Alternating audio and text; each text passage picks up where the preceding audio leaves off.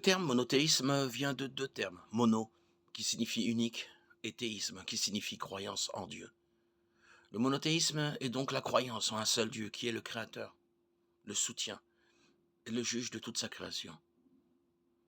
Le monothéisme s'oppose à l'énothéisme, qui est la croyance en de nombreux dieux, avec un Dieu suprême, de même qu'au polythéisme, qui est la croyance en plusieurs dieux.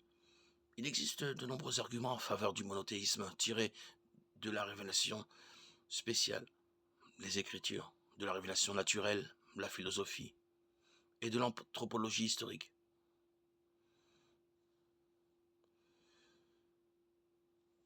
L'argument biblique se trouve dans Deutéronome 4.35. Et toi, tu as eu la possibilité de voir cela afin que tu reconnaisses que c'est l'Éternel qui est Dieu et qu'il n'y en ait pas d'autre que lui.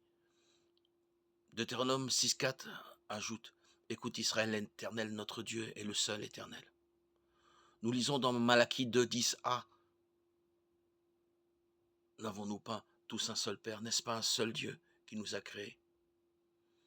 Nous lisons dans 1 Corinthiens 8.6: Néanmoins pour nous il n'y a qu'un seul Dieu, le Père, de qui viennent toutes choses et pour qui nous vivons, et un seul Seigneur, Jésus-Christ, par qui tout existe et par qui nous vivons.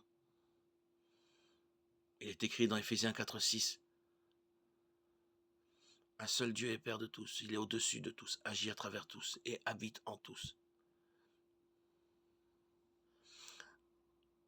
Nous trouvons dans 1 Timothée 2.5: En effet, il y a un seul Dieu, et il y a aussi un seul médiateur entre Dieu et les hommes, un homme, Jésus-Christ. Jacques 2.19 nous dit: Tu crois qu'il y a un seul Dieu, tu fais bien, les démons aussi le croient, et ils tremblent. Évidemment, pour beaucoup de gens, les citations bibliques ne suffiront pas à prouver qu'il n'y a qu'un seul Dieu, car sans Dieu, il n'y a aucun moyen de prouver que la Bible est sa parole. On pourrait cependant répondre que puisque des preuves surnaturelles confirment l'enseignement biblique, cela suffit à établir le monothéisme, les croyances et l'enseignement de Jésus-Christ, qui a prouvé qu'il était Dieu, ou du moins a prouvé de lui par sa naissance miraculeuse, sa vie et le miracle de sa résurrection, constitue un argument similaire. Dieu ne peut mentir ou se tromper.